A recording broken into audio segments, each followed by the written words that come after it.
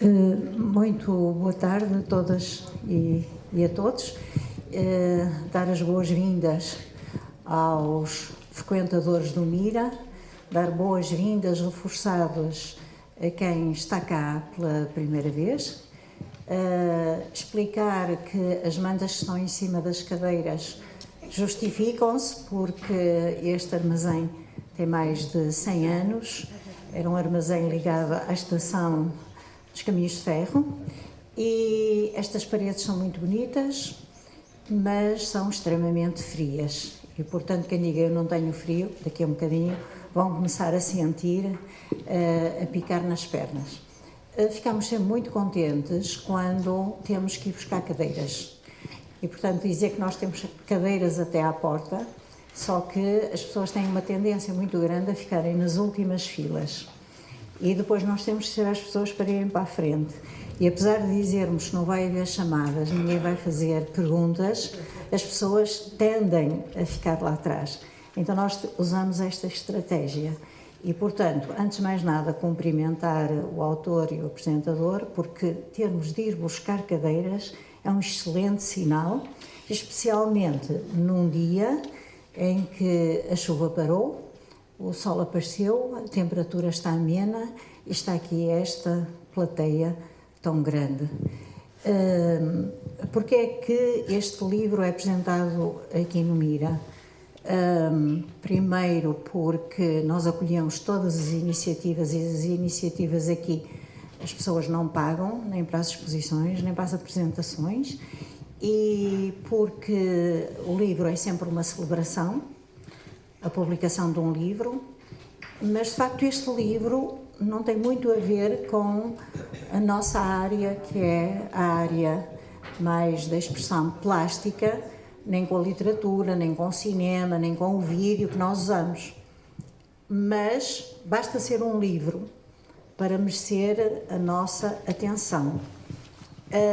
Chamamos a atenção a questão da diplomacia, porque andamos numa fase em que a diplomacia deve ser das palavras, diplomacia e conflito, elas também estão ligadas, e das palavras que neste momento têm um número enorme de declinações sobre o que é isso da diplomacia.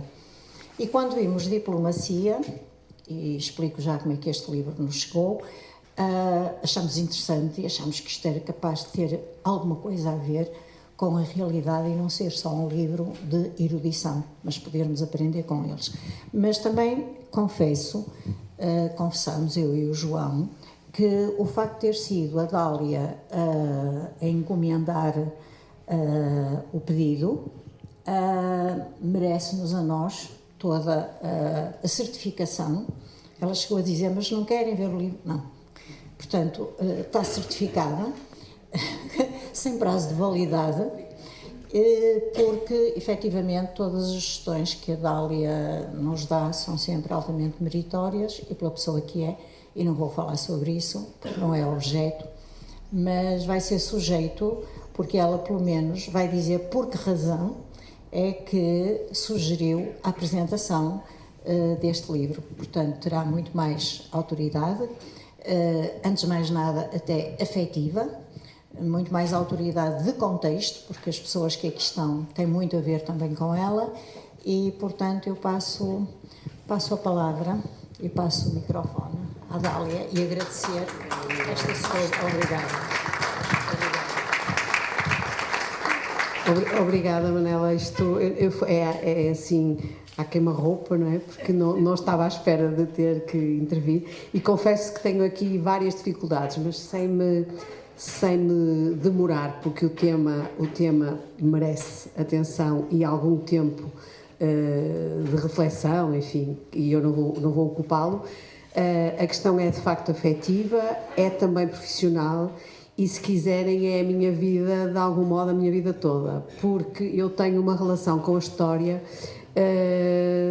bastante interessante. Eu sou de literatura, mas eu fui de história e sou exatamente do ano do professor Luís Miguel Duarte, porque eu tenho este conflito que é um conflito muito produtivo e que me fez sempre ter um grande amor pela história, querer saber muito do que se faz na história, mas a seguir fujo para a literatura porque é o território em que eu posso admitir que, se não é verdade, fosse. E, portanto, na literatura depois brinco e a imaginação galopa de um modo que me atrai bastante. Mas tenho esta coisa mal resolvida com a história, esta espécie de infidelidade permanente. Eu estou na literatura, mas tenho um caso com a história desde há muitos anos. Portanto, aqui, antes de mais, quero saudar o autor do livro, que foi meu aluno há muitos anos também, já, e é uma pessoa que fui acompanhando em várias vertentes da sua atividade profissional, nomeadamente até no ensino, numa associação cultural sénior que eu estive ligada, e o Diogo também. Portanto, isto fez com que eu nunca o perdesse de vista, desde há uns anos largos, e de algum modo tenha pelo trabalho dele um apreço e uma certeza de que é trabalho de grande qualidade, e também, a aferi-lo, está a tutela, enfim, a orientação do meu amigo Luís Miguel Duarte, que é alguém que na história é também uma referência de legitimação absoluta do trabalho feito. Portanto, por um lado, tenho a certeza de que o trabalho é bom. Por outro lado, como a Manela disse, a diplomacia parece que precisa de um olhar ainda mais atento. E, além disso, enfim, entendi, quando falei com o Diogo, quando ele disse que tinha um livro, pareceu-me que era óbvio que fazia todo sentido que ele fosse apresentado aqui, neste contexto que tão bem trabalha todas as áreas do saber, todas as áreas da cultura, todas as áreas da criatividade, e, afinal, parece que o amor à sabedoria é sempre o mesmo e vai aparecer em muitas versões, e este amor à comunicação de que o Mira faz gala, e muito bem. Portanto, agradecer também ao editor, com quem já percebi que também tenho uma relação algures afetiva, porque isto de ser algarvio para mim diz muito também. O meu coração é assim como o de Alberto Alves, um bocadinho árabe, bastante árabe, é só o coração, mas... E, portanto, quero terminar a apresentação com este improviso e passar a palavra a quem de direito, a quem fez o trabalho, a quem o editou e a quem o orientou. É vossa. Muito obrigado.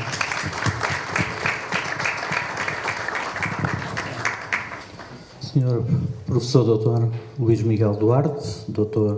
Diogo Faria, que é a razão máxima de estarmos aqui reunidos hoje, permitam-me, através dos dois, cumprimentar toda a plateia. Estou aqui em representação da Arandiz Editora. A Arandiz Editora é um projeto regional algarvio que só publica autores algarvios ou temas que tenham a ver com o Algarve. E publicar autores algarvios é, obviamente, publicar esta obra do Diogo Faria. Nós lançamos uma OPA lá no Algarve e conseguimos levá-lo para professor no Algarve. O Algarve e o Porto têm relações históricas ao longo dos séculos. Talvez não tenham bem a noção, mas o Algarve, até ao início do século XX, finais do século XIX, a abertura da primeira estrada nacional, funcionava como uma ilha. O Algarve é rodeado a poente e a sul pelo mar, a nascente pelo Guadiana, a norte pelas ribeiras de Odeceixe e de... não é Odilouca, é Odeceixe e Odeleite. Eram dois Odes, daí a confusão com a Odilouca. E a seguir tem uma grande serra que é praticamente intransponível, ou era principalmente, até ao início do século XX. Portanto, a maior ligação do Algarve com o resto do país era pelo mar, e isso unia bastante o Algarve e a cidade do Porto. Portanto, nós temos muita gente do Porto a ir para o Algarve, temos muita gente do Algarve a vir para o Porto, e quando a professora diz que só tem o coração morto, nunca se sabe se lá para trás não terá algum algarvio desterrado que vem navegando até aqui. Também não é nada de estranho. Nós, em termos de Arandis Editora, temos mais de 300 títulos publicados, vão desde da poesia popular até à tese de pós-doutoramento. Neste caso, estamos a apresentar a tese de doutoramento, uma obra que é magistral. Para sermos nós a publicá-la,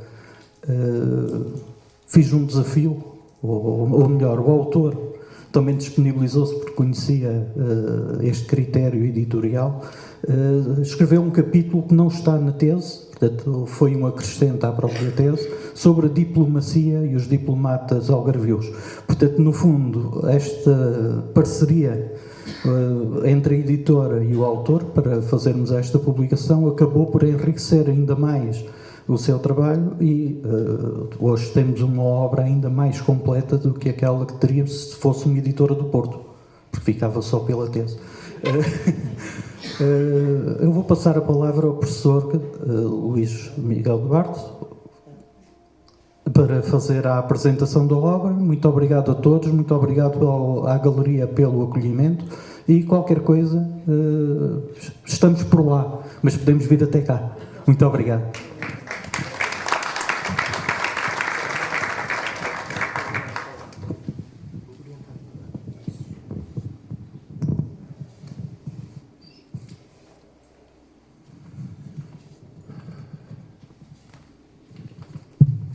Boa tarde a todos. Agradeço o convite que me foi feito. Agradeço ao Dr. Nuno Campos Inácio, da editora Arandis. Agradeço ao Espaço Mira. Todos saberão, mas quem não souber, para além do trabalho fantástico e das atividades que aqui há sempre, é aqui que se trazem as coisas para a efêmera do Pacheco Pereira. Eu tenho muitas em casa para trazer, mas isto é muito anterior e muito para além disso, este espaço.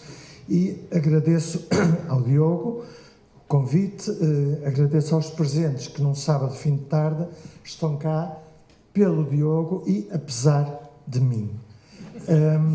E tomei nota de umas coisas inteligentes para dizer aqui. Portanto, o que estão ali a ver é uma tese de doutoramento. O objeto físico tem o primeiro volume 407 páginas, o segundo 528, poupo-vos às contas de cabeça, que isto ainda é uma geração que as faz. São 935 páginas, são quase 1000 páginas impressas. E também queria ter saudado duas das professoras que marcaram o Diogo e fizeram dele, ajudaram a fazer dele o que ele é, a professora Dália e a doutora Eugénia Mota, aqui presente. Esta tese tem uma capa bonita, são frescos do Pinturríquio, da passagem do século XV para o século XVI, que estão na Catedral de Siena, onde está desenhado também um padrão, marcando o encontro da irmã do Afonso V, Leonor, com o imperador Frederico III do Sacro Império Romano-Germânico. Ainda não era imperador, ia ser depois em Roma, e ela imperatriz. Esse encontro deu-se em Siena, perante o cardeal que ia ser o futuro Papa, Inês Silvio Piccolomini, e os frescos são brutais. A capa está muito bonita. O que estão a ver, e alguns compraram, e outros irão comprar, é um objeto em vias de extinção, completamente. Uma tese de doutoramento desta extensão publicada em papel, não acredito que haja muitas mais. Não sei se haverá mais. Nós tínhamos, enfim, meios de edição. A Fundação para a Ciência e Tecnologia tinha uma parceria com a Fundação Gulbenkian, publicaram uma tese, por exemplo, de um amigo meu, Mário Barroca, em 4 volumes, publicaram a minha, que tinha 3, mas obrigaram-me a cortar, e acabou. Isso já não se faz. E, portanto, eu que nunca subscreveria a tese do meu amigo João Miguel Teixeira Lopes, nunca subscreveria o Manifesto de Proibição da Inteligência Artificial, porque acho que é que nós hoje pedimos para acabar a eletricidade, para voltar, não faz sentido, mas sim, apoiado no que tenho lido, defendo cada vez mais, ou praticarei sempre a leitura em papel, de livros em papel, que eu dobro os cantos, sublinho, risco, e a escrita à mão. E então fiz questão de escrever estas notas com as tais observações inteligentes à mão, uma mini cruzada de causas perdidas de que sempre gostei. Eu tinha aqui uma coisa a falar das teses de doutoramento que já cortei à mão, risquei, porque não interessa a ninguém. Mas para quem não é do meio científico nem da área, e agora eu não estou a falar da área das ciências sociais, a Dália disse que foi para a literatura, mas teve sempre um affaire com a história. Eu sempre gostei muito de história. Aliás, está ali um amigo de coração, o Amádio Barros, que um dia, discutindo coisas boas, coisas mais, sintetizou com muita inteligência, a propósito de trabalhos chatos de história, dizia: pá, eles não gostam de história. O problema é que tu gostas e vês os filmes e vês as séries, as melhores porcarias. Sempre tiver a dar o Reino dos Céus, tu vês, sempre tiver a dar o Gladiador, vês. Charupadas, porque nós gostamos muito de história. E eu também gosto muito de história. E gosto muito de literatura. Isso tenho uma irmã que me ensina literatura linguística e, portanto, também tenho os meus afares. Mas deixem-me dizer uma coisa, para quem não é do meio da história, isto que o Diogo fez e faz é muito difícil. Não é escrita ligeira, não é escrita a metros, não é escrita a José Rodrigues Santos, que põe um livro cá fora todos os anos. Deixa-me contar, alguns amigos já me ouviram muitas vezes contar isto, mas eu estive na Comissão Instaladora de Cursos de Jornalismo da Universidade do Porto e convivi com gente de outros meios, Jorge Campos, da RTP, e um amigo da Faculdade de Engenharia, o Artur Pimenta Alves, um tipo da eletrotecnia, estava à frente do INESC na altura, e houve um concurso para informatizar a BBC, e o INESC de Porto ganhou a BBC. E o Artur era meu amigo, e quando eu escrevi um livro sobre o Dom Duarte, onde eu ofereci-lhe, ele um dia devia estar em crise, ele mora em Miramar, não devia ter mais que ler, e começou a ler aquilo. E um dia estava no trânsito, parado para Miramar, claro, trânsito para Miramar, e como não tinha nada para fazer, decidiu pôr os telefonemas em dia, telefonou-me, e disse: pá, parabéns, gostei muito do teu livro, obrigado, Artur. Enfim, era a simpatia dele. Disse: pá, eu fiquei admirado, aquilo deve ter dado um trabalho incrível, aquilo é muito difícil.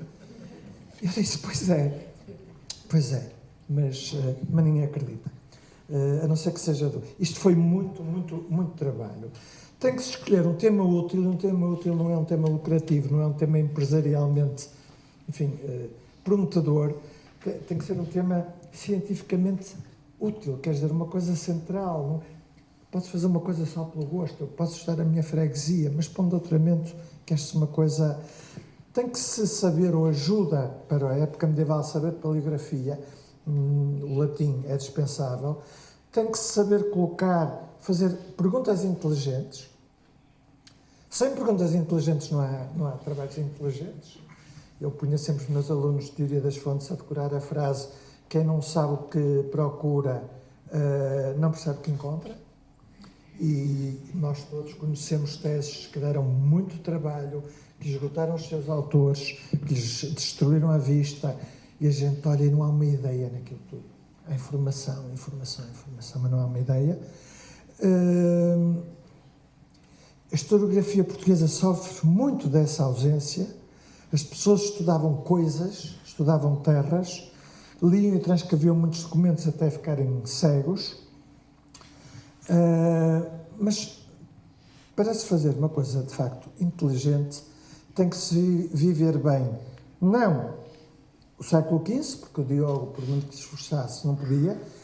Coube-lhe o tempo dele, que eu partilho em parte, vou partilhar mais um bocado, espero. Tem que viver bem o seu tempo, os seus problemas, as suas dúvidas.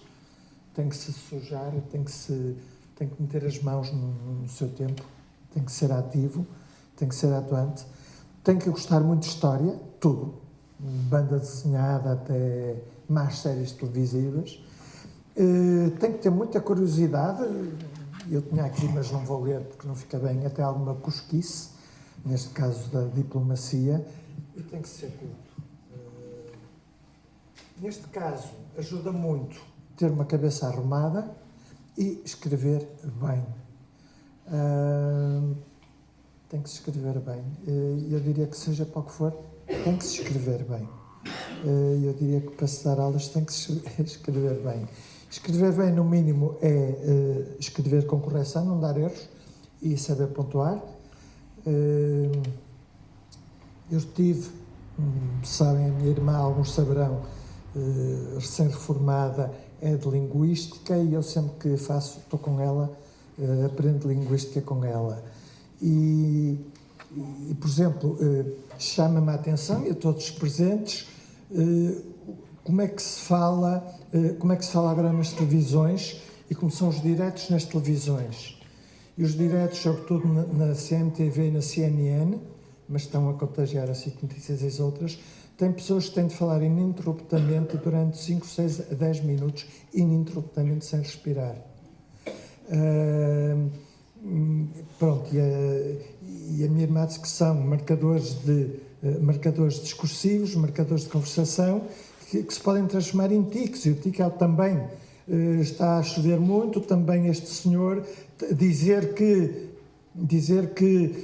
a água subiu até aqui, olha, desculpe, está a chover muito, não está, está assim, vemos esta senhora a dizer que está a chover muito, também dizer que...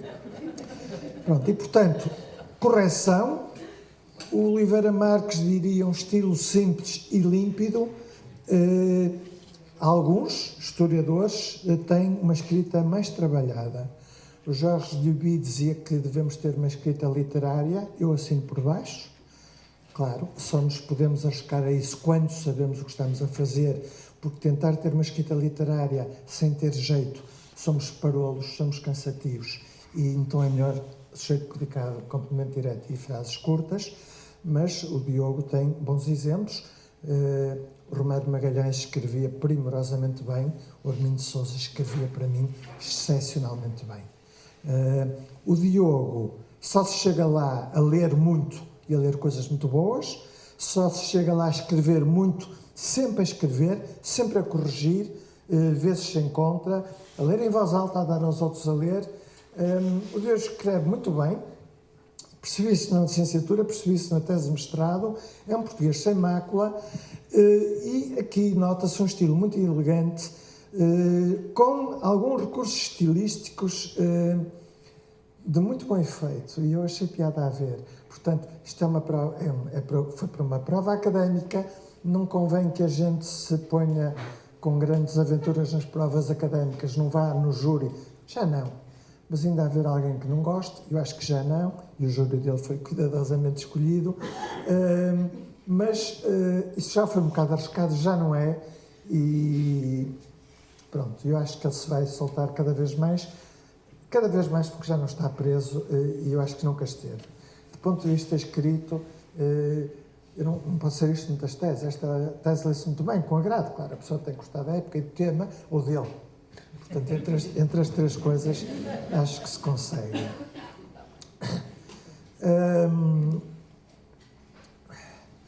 Isto é para haver uma crise na orientação que estava a correr muito bem. Ele entregou uma primeira versão.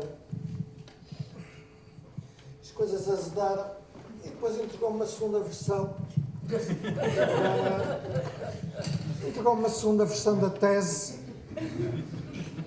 corrigida, e pronto, foi um salto, a crise foi ultrapassada, foram momentos desagradáveis, mas que não deixaram nenhuma marca. E estou a fazer uma apresentação a pessoas amigas, entre aspas, são amigas de Diogo, são familiares de Diogo, portanto são minhas amigas. E claro, se me perguntarem, olha, eu vou comprar pelo Diogo, e por curiosidade, porque sou amigo, aconselha-me a ler isto. Vamos lá ver. Isto tem 2 volumes. O segundo volume é um volume de apêndices, com coisas giras. Para quem não é do meio. Para a Dália, para a Eugénia Mota, que é do meio, que é medievalista. Para o Amândio, para a Susana, que são historiadores. Tem coisas interessantes. O primeiro é o texto. Eu acho que sim, porque o Diogo escreve de uma forma muito clara, muito correta, muito límpida, e o tema é interessante, mesmo a quem não seja desta área. E as pessoas podem saltar páginas quando lhes parecer mais denso ou mais pronto. Mas ele escreve de uma forma que toda a gente que gosta dele vai gostar também.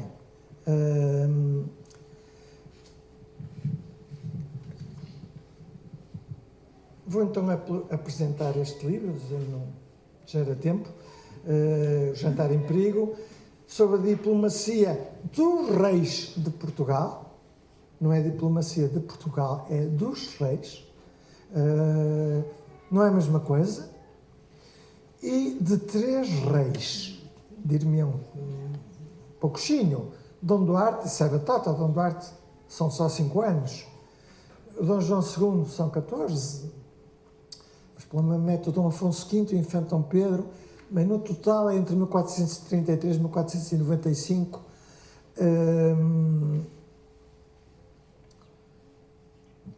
É um livro sobre a história da diplomacia portuguesa nos 2 últimos terços do século XV.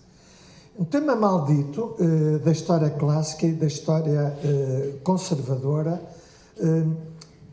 Nós chamávamos a história antiga, a história do velho professor Matoso, do pai do José Matoso. Essa história, a história do Matoso, pai do António Matoso, fez muitas vítimas. A minha mãe, os meus tios, as pessoas de mais idade falavam disso como uma espécie de terror. E ele tinha muito carinho pelo pai e disse.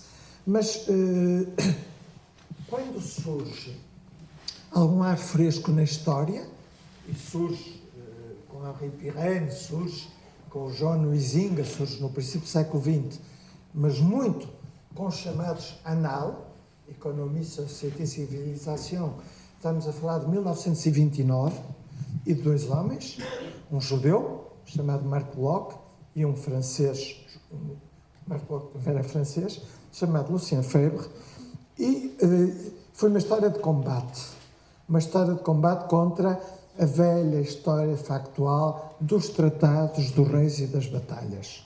Uma história enfadonha, raramente escrita com gênio. E essa história deixou, portanto, pôs um bocado de lado a história da diplomacia, porque ligava muito àquilo que eles queriam combater. Embora essa simplificação, quando nós olhamos para trás, essa simplificação é abusiva. Lucien Febvre escreveu uma biografia, mas não eram contra biografias, sim, mas ele escreveu uma biografia sobre Martinho Lutero. O Marc Bloch escreveu um livro sobre os reis que curavam as feridas pondo as mãos, os reis taumaturgos. Mas se não é a história das mentalidades, não era para ser só a história económica e social. Depois houve aquela coisa aborrecida, o Marc Bloch é fuzilado, morre no fim da guerra. O Febvre é colaboracionista. Nota-se ali algum desagrado. Mas durante muito tempo, de facto, não se fazia a história diplomática ou a história da diplomacia foi maldita.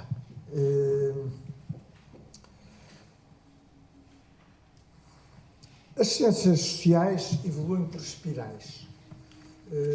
Volta-se ao mesmo tema, passado uns tempos, com vistas mais largas. Em Portugal não tivemos a evolução da França, tivemos o Visconde de Santarém, positivista, com a sua história diplomática de muito trabalho. Engraçado que ele vai exilado do liberalismo pedrista, porque ele era miguelista, mas depois, em pouco tempo, ele colabora com as autoridades liberais. Tínhamos história feita por diplomatas, não era grande coisa. Tivemos uma péssima história de um professor, paz à sua alma, o professor Soares Martínez, da Faculdade de Direito, uma pessoa muito ligada ao regime, muito ligada ao regime, que inclusive usava como um dirigente alemão de má memória um pequenino apêndice a que os alunos chamavam o God, porque diziam que aquilo nem era bigode por ser pequenino, e ele fez uma história diplomática que não se recomenda, e não houve praticamente mais nada. E depois houve uma coisa inteligente do professor Jorge Borges Macedo, uma história diplomática que se chama Constantes e Linhas de Força, que um professor lá da faculdade, Luís Adão da Fonseca, enfim, que ele cumprimenta, está muito doente, e ele gostava muito. qual era o problema? Qual é o problema da história diplomática de Jorge Borges Macedo? É que comete o chamado pecado capital dos historiadores, o anacronismo. Isto é, ver as coisas do passado à luz dos conceitos do presente e o Jorge David diz, está bem, é o pecado capital, mas é o mais natural, porque como é que eu posso ver as coisas do século XV, a diplomacia, do Dom Duarte, do Dom Pedro, do Infante Dom Pedro, Dom Afonso V, Dom João II, com os olhos deles? Não posso. Estou condenado a vê-los com os meus. Tenho que fazer um esforço. Portanto, o papel dos historiadores é fazer esse esforço, tentar perceber como é que eles pensavam, quais eram os conceitos, que esquemas mentais tinham. E como dizia Lucien Febvre, tentar perceber o horizonte possível, não tentar ver coisas que eles não podiam ver. Não podiam ver. Pronto, por exemplo, o Tratado de Tordesilhas ou antes, o Tratado das Alcáçoas, que vai ser publicado com uma leitura de um amigo comum de Lisboa e uma excelente introdução do Diogo, e as pessoas viam todos já a antevisão de Tordesilhas, não era. Em 79 eles viam o que viam. Nós hoje sabemos que, mas eles não sabiam. E é muito... O Borges de Macedo, que era uma pessoa brilhante, teve uma evolução política que foi a dele, mas era uma pessoa brilhante, mas nesta bíblia da história diplomática comete muito esse erro, que é ver a diplomacia do passado português à luz do que nós sabemos que viria a acontecer. Constantes e linhas de força. Dom Fernando inconstante, porquê? Porque o Dom Fernando tinha que estar de bem com o Castelo e com a França e tinha que estar de bem com a Inglaterra, não tinha outro remédio. E ao mesmo tempo celebrava tratados de amizade com os dois, então era um tontino. Não. Nós é que somos tontos ao querer ver coisas que ele não podia ver. O Diogo quis ultrapassar e conseguiu esse anacronismo, não viu com os olhos geopolíticos de hoje, não dispôs ideias que eles não tinham. Tratadas Alcáçovas de Toledo era um tratado, sobretudo, para acabar de vez com as ideias do Dom Afonso V, que podia ser rei de Castela, de vez, com as ideias do Dom Afonso V e do Infante Dom Henrique e do seu irmão, do seu tio, do seu sobrinho Dom Fernando, irmão de Dom Afonso V, que ainda podia dar umas bicadas nas Canárias, coisa que o Infante Dom Henrique tentou até morrer. E é isto. Perde de vez estas ideias. Pronto, eles depois reconhecem que Portugal pode ficar com a mina de ouro, é assim que eles chamam. Mas não é o Tratado de Tordesilhas. Estão longe ainda. Não faltavam muitos anos, faltavam 14 anos, ainda era. Esta tese, muito rapidamente, tem um quadro elementar, com uma muito boa análise da historiografia que havia, das fontes, do que se passava no resto do mundo. O resto do país era o Império Romano do Oriente, capital em Constantinopla, era o Papa, era o Reino de Granada, Mouro, era a África. Trata muito bem nos documentos da diplomacia, os tratados, os contratos de casamento, as procurações, os salvo-condutos, a correspondência, as línguas da diplomacia, que é interessantíssimo. Trata outra coisa que não são exatamente os nossos encontros, são as vistas. Quem quiser que leia, trata as embaixadas, e as embaixadas incluem naturalmente os embaixadores, incluem os secretários, incluem os oficiais de armas, que tinham nomes muito curiosos. E depois trata muito da organização logística e prática de uma embaixada, da ida do embaixador. As finanças. Uma embaixada é caríssima, uma grande embaixada ao Papa, ou a Inglaterra, ou a França, é caríssima, envolve muita gente, pesa muito nas finanças da coroa, e as finanças da coroa, a partir de Dom Pedro, são quase sempre deficitárias. No tempo de Dom João I, com a guerra, é muito complicado. No final, as coisas compõem-se. O Dom Duarte já cunha moeda de ouro. O Dom Pedro equilibra as coisas urgentes, mas com o Dom Afonso V é um desastre. E estas coisas são muito caras. Trata organizar as viagens, itinerários, os transportes, os alojamentos, a segurança, a recolha de informações, que é muito importante. recolha de informações até para comércio. Algumas das pessoas que vão com a infanta Dona Leonor, que vai casar com o imperador Fernando III e vai ser imperatriz do Sacro Império Romano Germânico, alguns embaixadores ao mesmo tempo tratam questões de comércio para o Dom Afonso V e para eles, e vão fazer recolha de informação, naturalmente levam espiões ou vão espiar. As cerimónias, os rituais, os gestos, deixem-me contar aqui uma pequena anedota, no sentido histórico, sobre gestos. Tudo corre mal para o Dom Afonso V no casamento da sua sobrinha Leonor com o imperador Frederico III. Tudo corre mal. Ele acha que vem o imperador, ainda não é imperador, e ele acha que vem Frederico III, da Áustria-Hungria, e prepara umas festas como nunca se viu. Com torneios, com uma coisa que ele achava que era única.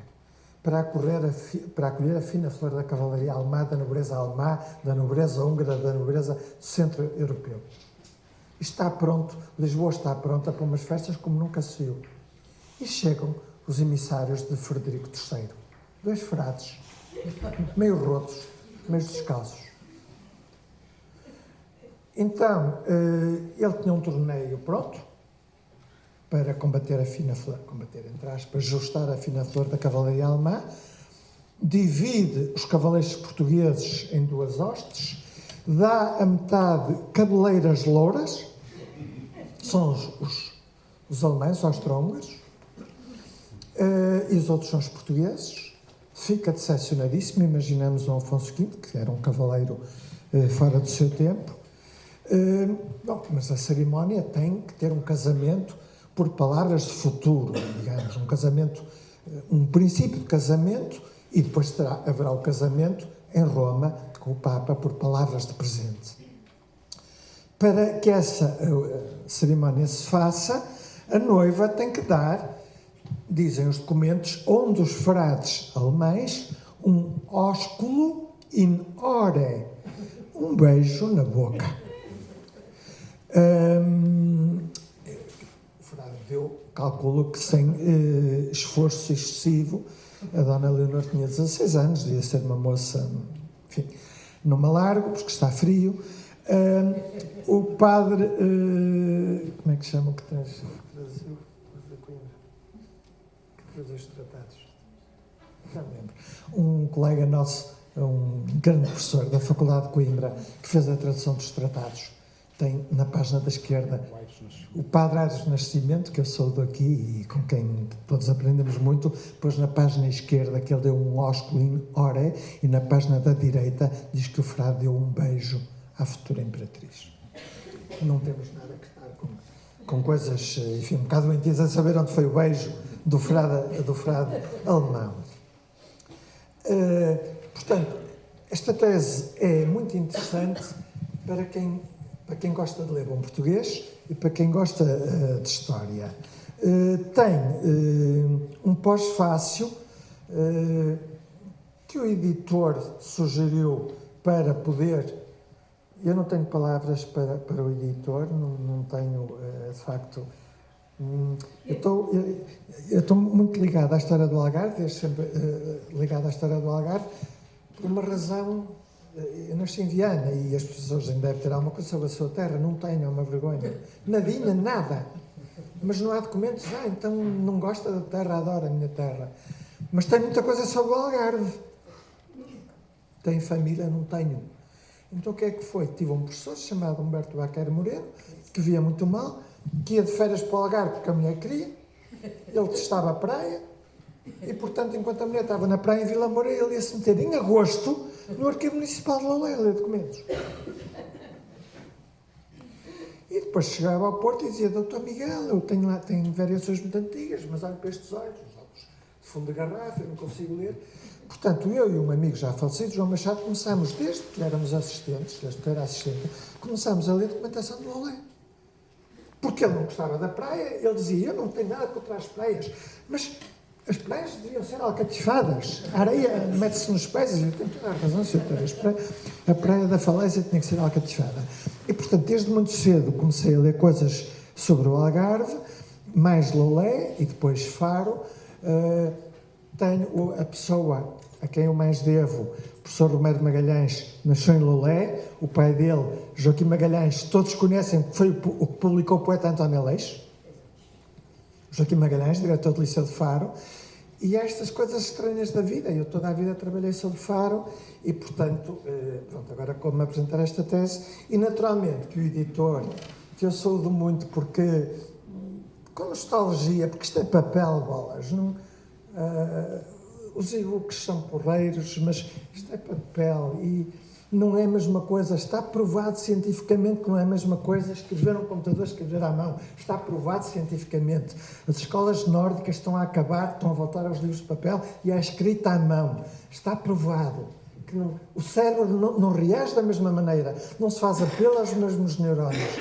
Portanto, eu digo com muita nostalgia, nós devemos estar perante um dos últimos exemplares de uma tese de doutoramento deste tamanho, publicada em papel, e não tenho palavras para dizer o que admiro, o que eu devo aos editores do Rio Arado, que talvez associando-se encheu nestes dias, como raramente encheu na sua vida.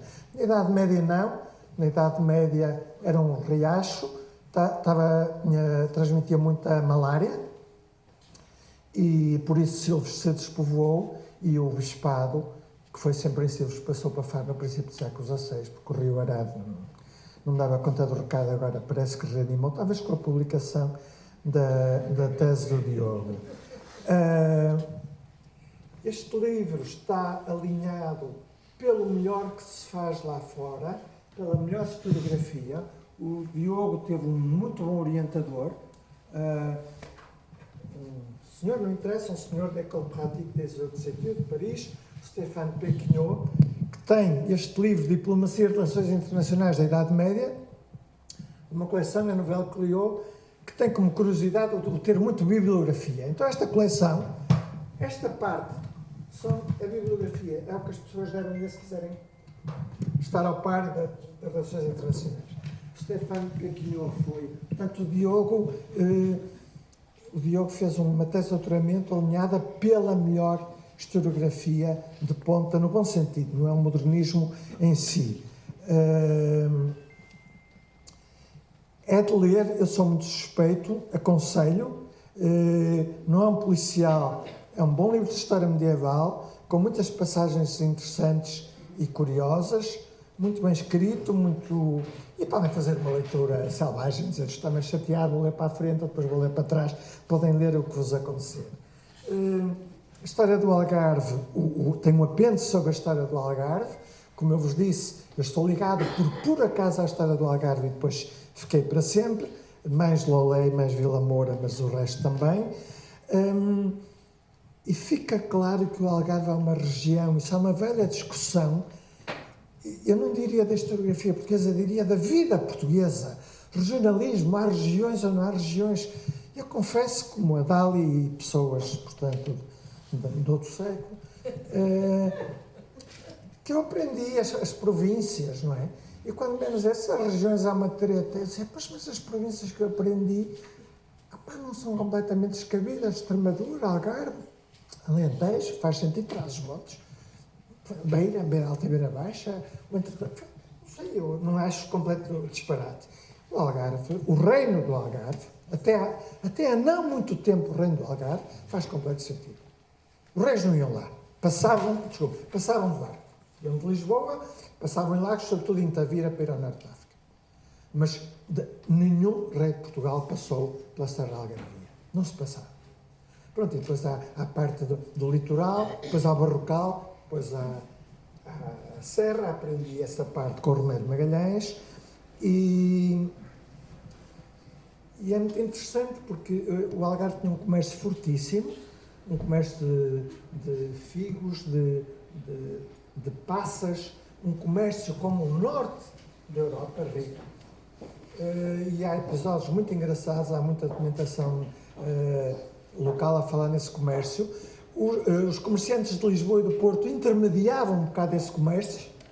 Houve um dia uma queixa da Flandres a dizer que chegaram lá os ceirões que ainda existem, que eu ainda vi ceirões assim deste tamanho, que iam dos dois lados das mulas, dos almocreves, e depois iam nos barcos, e que chegaram ao norte da Europa com figos, e os figos estavam muito bons, e tirando de cima os figos estavam xoxos, e portanto os algarvios eram os vigaristas. Isso não faz sentido. Eu cheguei a escrever um artigo e tal, um artigo em que eu quis ter graça e disse, pois, à portuguesa puseram figos bons, não faz sentido. Basta pensar, coisa que eu não fiz. Se eu for produtor, não me interessa nada mandar figos podres. Mando uma vez, mando mais. Não é? Portanto, houve algum problema com os navios, com a umidade, e os de Lisboa... e depois, os flamengos não reclamaram com os de Lolé, com os de Faro, nem com os de Tavira. Reclamaram com os de Lisboa e com os de Porto, com os negociantes, com os seus pais, disseram como é. E os de Lisboa e do Porto mandaram gente ao Algarve. Mas se passou-se uma vez. Eu calculo que tenha sido um acidente, os filhos apodreceram. A história do Algarve é extremamente interessante.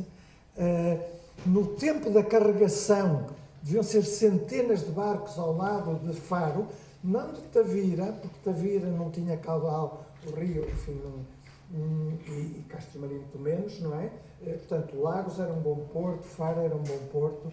A história do Algarve é interessantíssima. Pronto, eu queria, aconselho, é um livro muito bem escrito, é um livro muito vivo, cientificamente é de todo. Eu queria dar os parabéns à escola, que já não pertence à Faculdade de Letras, já lá não estou. Queria dar os parabéns à editora e, sobretudo, queria dar os parabéns ao pai e à mãe do Diogo, que estão aqui à frente, que sabem. E já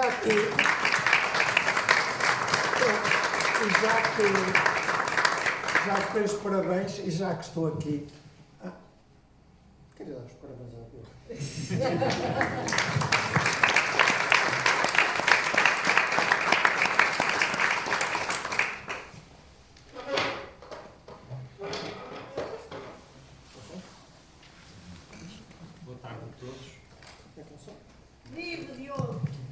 Sim? Bem, eu pensei, ao longo dos últimos dias, pensei que nesta apresentação não ia ter de dizer nada de especial, porque tinha cravado o professor Luís Miguel Duarte para fazer a apresentação do livro, e por isso eu vinha cá só para vos receber. E ontem estava a vir para o Porto num autocarro e a pensar nas 2 ou 3 coisas que queria dizer, e depois já não eram só 2 ou 3 e comecei a anotá-las, e por isso tenho aqui um pequeno texto que eu vou ler, peço desculpa por ser aborrecido, foi escrito no telemóvel, num autocarro, mas é a única forma de eu não me esquecer, não, acho que não é preciso, de eu não me esquecer das coisas que queria dizer. Bem, quando eu olho para este livro, vejo muito mais do que 2 volumes publicados no Algarve no final de 2025. Consigo associar a este trabalho muitos dos aspectos mais marcantes da minha vida ao longo dos últimos 20 anos. É sobre isso, mais do que sobre o conteúdo do que escrevi, que quero falar hoje.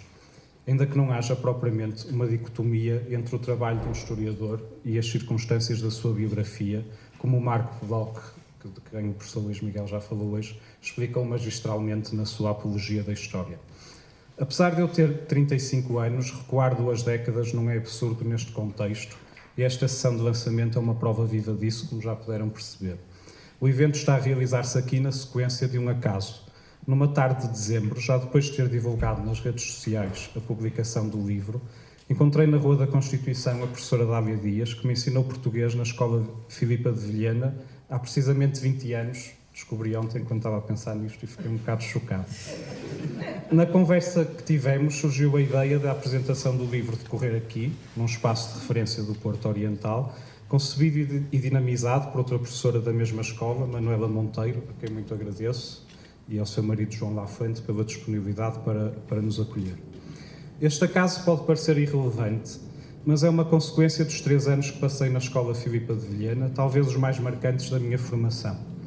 Não só pelo que gostei muito de aprender com alguns excelentes professores, mas principalmente pelo que se passava à margem das aulas. Eu e os meus colegas, então adolescentes de 15, 16, 17 anos, tivemos o privilégio de ter professores que nos tratavam como adultos e se preocupavam com o nosso crescimento integral, como agora é moda dizer-se. Apenas porque gostavam de nós, promoviam projetos que nos ocupavam dezenas de horas e que nos levaram, por exemplo, a percorrer em conjunto as galerias de Florença, as ruínas de Roma, os vestígios do gueto de Varsóvia e os campos gelados de Auschwitz. O impacto desses anos no meu enriquecimento cultural e no desenvolvimento do espírito crítico é difícil de classificar. Aproveito, por isso, para, pela primeira vez, agradecer publicamente às duas professoras que mais me marcaram nesse período. Dávia Dias, que rejeitava a estupidificação do ensino do português e dizia que não estava disponível para nos ensinar a ler as instruções da máquina de lavar. E, em vez disso, cruzava a literatura com as artes plásticas, apresentava-nos autores que nem eram referidos nos programas e ensinava-nos a pensar e a criar. E Alice Castro, que também está aqui presente, a minha eterna professora de História, que nos impressionava com um conhecimento enciclopédico que parecia inesgotável, ao mesmo tempo que nos ajudava a desenvolver a consciência histórica e a tentar compreender o presente a partir do estudo do passado. As duas distinguiam-se ainda no plano humano, e é para mim motivo de grande felicidade mantê-las como amigas todos estes anos depois. São só 3. A etapa seguinte é que está mais diretamente relacionada com a elaboração deste estudo. Na Faculdade de Letras do Porto, frequentei e concluí a licenciatura, o mestrado e o doutoramento em História. Também foram anos marcados por muitas experiências que ultrapassavam o espaço das salas de aula, com destaque para a participação na direção da Associação de Estudantes, em órgãos de gestão da faculdade e no grupo informal de História Medieval. Em parte foi esse grupo que integrei desde o primeiro ano da licenciatura e onde convivia com mestrandos e doutorandos com enorme qualidade científica, que me encaminhou para o estudo da Idade Média. A relação com alguns professores também ajudou muito. Destaco Armando Luís de Carvalho Homem, que cedo me incentivou a prosseguir a via da investigação sobre a história política tardo-medieval. É um orgulho para mim ser um dos seus discípulos e partilhar esse estatuto com Eugénia Pereira da Mota, que foi minha professora de História no 7º ano, de quem guardo as melhores recordações e com quem viria a partilhar projetos de pesquisa muito mais tarde e que também está aqui presente e deixa-me muito feliz por isso. E saliento, como é evidente, o professor Luís Miguel Duarte. O meu orientador, claro, mas muito longe de ser só isso. É, acima de tudo, um amigo com quem, ao longo destes anos, falei muito mais sobre o Futebol Clube do Porto, livros ou banalidades cotidianas do que sobre esta tese. Mas é alguém que quero elogiar, sobretudo, como historiador e académico. Como ele já disse, gosta muito de História e, por estranho que possa parecer, a quem não for da área, não é uma característica comum a todos os historiadores e, por isso, nunca perdeu uma curiosidade insaciável. Está sempre atualizado sobre o melhor que se faz em Portugal e no estrangeiro, mas não menospreza nem desperdiça os clássicos que fizeram avançar o conhecimento. Tem uma enorme capacidade de leitura e crítica de fontes, constituem uma base sólida de todos os seus trabalhos, e isso também pode parecer estranho, mas a verdade é que a valorização das fontes está longe de ser comum a todos os historiadores. E escreve como talvez nenhum outro historiador português vivo que eu conheça, a um nível que só consigo comparar alguns dos nomes que ele próprio já referiu, salvaguardando diferenças de estilo, como Armindo de Sousa, Joaquim Romero Magalhães ou Vasco Polido Valente. Um historiador com todas estas qualidades é ainda um professor dedicado, que nunca deixou de preparar as aulas, com um enorme respeito pessoal e intelectual pelos alunos, que faz de questão de ajudar em tudo o que pode. E eu tive várias manifestações disto ao longo destes anos. O professor Luís Miguel Duarte viajou comigo para Paris, para Barcelona, esteve comigo nos arquivos, sem a pagar do seu bolso, simplesmente também por gostar de mim e de ver os documentos também, não era só por minha causa, seguramente. E passear. Claro. Se este trabalho ou qualquer outro que eu tenha feito tiver algum mérito, em grande parte ele é devido ao professor Luís Miguel Duarte, já os defeitos resultam apenas da minha incapacidade de me aproximar das suas qualidades. Há outra etapa da minha vida que é impossível não evocar ao olhar para este livro. Entre 2017 e 2024 trabalhei no Futebol Clube do Porto. Foram anos muito intensos, em que me entreguei ao clube com tudo o que pude e que, à primeira vista, não tem nada a ver, estes anos, com um estudo sobre a diplomacia de Portugal no século XV. Acontece que, quando fui contratado, em maio de 2017, não estava escrita uma única destas linhas. A minha tese de doutoramento foi redigida devagar, nas poucas folgas que tinha, em alguns dias de férias e, sobretudo, quando o mundo parou em 2020 por causa da pandemia da Covid-19. A lentidão do estudo ajudava-me a relaxar da intensidade de uma atividade profissional exigente e desgastante. Por isso, se é certo que o conteúdo deste livro não tem nada a ver com o Futebol Clube do Porto, também é evidente, sob o ponto de vista da história da minha vida, que esta é outra face dos anos que passei a trabalhar com Francisco J. Marques, com Manuel Tavares, com o Presidente Pinto da Costa e com amigos meus como o Miguel Marques Monteiro e o João Escudeiro, que eu fiquei muito contente por ver aqui. E que foram todos sempre inexcedíveis no apoio que me prestaram e na amizade que me dedicaram. Por fim, como já deve ter ficado evidente, este livro é um resultado da fase da minha vida iniciada em setembro de 2024, quando me tornei professor de História no Algarve. Uma das boas surpresas deste ano e meio tem sido a imersão na vida cultural algarvia, mais rica do que possa parecer aos olhos de quem só costuma passar pela região como turista. No Algarve há câmaras municipais que valorizam o património, organizam exemplarmente encontros científicos, publicam livros e editam documentos históricos. Há investigadores com poucos ou nenhum apoios, mas com enorme dedicação e muito rigor, estudam o passado e contribuem com bastante consistência para o aprofundamento do que se sabe sobre a região. E há editoras que, de forma discreta, mas com relevância quantitativa e qualitativa, asseguram a publicação de muitos trabalhos e dão oportunidades que são raras fora das maiores cidades. Como é evidente, não posso deixar de destacar o Nuno Campos Inácio, que está aqui, e a Arandis, um jurista que só por excessiva e injustificada modéstia não se intitula historiador, sendo autor de dezenas de trabalhos históricos que assentam no exame escrupuloso de extensíssimas massas documentais. E uma editora que orgulhosamente promove os valores da cultura algarvia, como diz, há mais de uma década e meia, publicando inúmeros trabalhos de ficção e não ficção sobre o Algarve ou da autoria de autores algarvios. É para mim uma honra, não sendo eu propriamente algarvio, nem sendo o meu livro exclusivamente sobre o Algarve, que a Arandis tenha acolhido esta edição e por isso estou muito grato tanto ao Nuno Campos Inácio como a todos os que com ele trabalho. Deixo uma palavra final para a minha família e recuo de novo à adolescência e aos anos felizes na Escola Filipa de Vilhena. Eu era um adolescente que tinha a sorte de ter boas notas e de poder escolher com alguma vontade que caminho seguir no ensino superior. Apesar disso, não fiz escolha nenhuma. Entrei no secundário a saber que queria vir a estudar História e nunca vacilei nesse propósito. Admito que não fosse a perspectiva mais animadora para os meus pais ou os meus avós, tendo em conta os problemas de empregabilidade e a existência de alternativas que me poderiam assegurar uma vida mais confortável. Apesar disso, nunca houve uma tentativa, fosse de quem fosse, de me demover do caminho que eu queria seguir. O apoio que senti nesse momento nunca faltou ao longo dos muitos anos que já passaram desde essa altura e eu só posso estar muito grato por isso. Este evento é o lançamento de um livro sobre a diplomacia dos reis de Portugal no final da Idade Média e eu não disse nada sobre a diplomacia dos reis de Portugal no final da Idade Média. Deixei esse trabalho para o professor Luís Miguel Duarte, que espero que me perdoe. Preferi contar o que não está no livro, mas pode ajudar a percebê-lo. O livro está feito, está lançado e agora já não é meu, é de todos vós. Muito obrigado por terem vindo.